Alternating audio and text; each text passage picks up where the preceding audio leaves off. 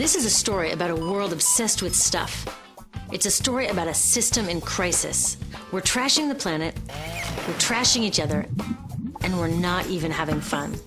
The good thing is that when we start to understand the system, we start to see lots of places to step in and turn these problems into solutions.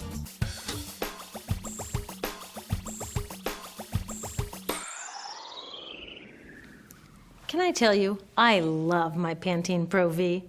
Of the dozen or so personal care products that I use every day, it's the one I can't live without. It says it gives my dull hair the ultimate cool shine. How does it do that? I was wondering that while I was lathering it in my hair one day, so I read the ingredients right here. Sodium lauryl sulfate, tetrasodium EDTA, methyl isothiazolinone.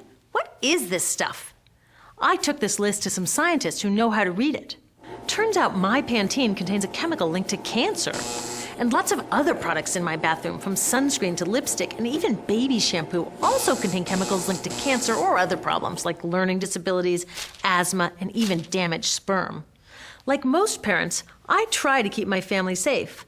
But now I find out my bathroom is a minefield of toxins? What are we supposed to do? To find out the answers, we have to go back to one of the key features of our materials economy: toxics in, toxics out. If, at the factory, you pour toxic chemicals into a product, like baby shampoo, you're going to wind up with toxic baby shampoo, and toxics in workers, communities, and, babies. So let's take a closer look at this toxic outrage where it seeps into our lives every day, in the bathroom. The average woman in the U.S. uses about 12 personal care products daily. The average man about 6. Each product containing a dozen or more chemicals. Less than 20% of chemicals in cosmetics have been assessed for safety by the industry's safety panel, so we just don't know what they do to us when we use them. Would you fly on an airline that only inspects 20% of its planes? Of course, not all of these chemicals are dangerous, but we know that many are. Some are carcinogens. That means that they can cause cancer. Others are neurotoxins and reproductive toxins, proven to mess up brain development and reproduction in animals. Wait a minute, we're animals too. It's like a giant experiment. We're using all these mystery chemicals and just waiting to see what happens. One thing we do know is that they're getting inside us. I had my body's toxicity levels tested, and I'm loaded with things like mercury, flame retardants, triclosan, and lead. We all are. Even babies are being born pre-polluted. Now, I know we can't live in a lead-free world, but do we have to put lead in our lipstick? I don't know. Maybe it's my fault. Maybe I just bought the wrong thing. At the store, the choices seem endless. I can get lipstick in 49 shades, or shampoo for hair that's too dry, oily, fine, limp, or frizzy. But what about the choices that really matter? Like the choice to buy products that are safe? It turns out the important decisions don't happen when I choose to take a product off the shelf. They happen when companies and governments decide what products should go on the shelves. So who are these companies? This is Procter & Gamble. They're the ones offering me Herbal Essences, the #2 shampoo in the country. It contains toxic petrochemicals made from oil. Since when is oil an herb? On cosmetics labels, words like herbal, natural, even organic have no legal definition. That means that anybody can put anything in a bottle and call it natural, and they do. I mean, can you imagine a top seller called Petro Essences? Gross. What's even nastier are hair relaxers marketed to 5-year-olds and skin whitening creams. These are super toxic, both in their ingredients and in the message they send about what beauty is.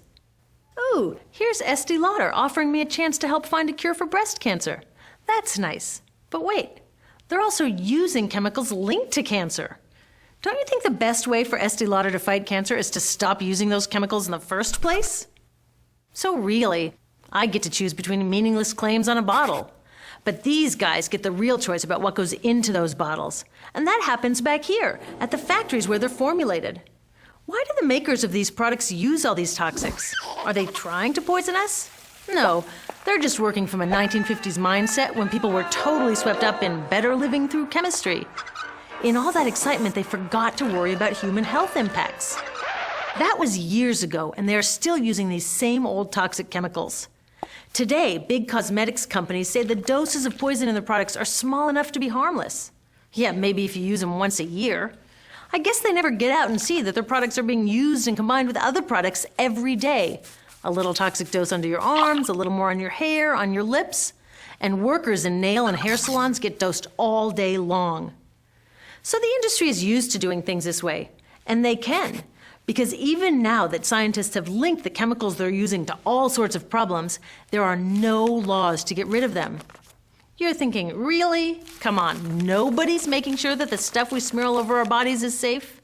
Nope. The FDA doesn't even assess the safety of personal care products or their ingredients. Since 1938, they've banned just 8 out of over 12,000 ingredients used in cosmetics. They don't even require that all of the ingredients be listed on the label.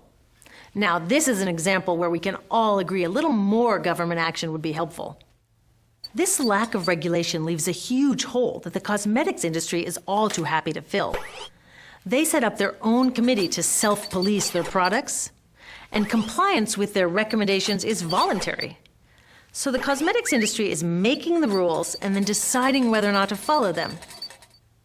So you see, it isn't our fault that these toxic products are in our bathrooms. It's a whole broken system that's ignoring the simple rule: toxics in, toxics out. But we're not helpless. There are resources online that we can use to protect ourselves by identifying the best possible choices in the store. But the real action is with people working to change the system. Because if we really want to solve this problem, we got to start here with these guys. Women, parents, workers, people all over the country are demanding that Congress pass a new law, giving FDA the power to make sure that our personal care products are safe. We need common sense laws based on the precautionary principle.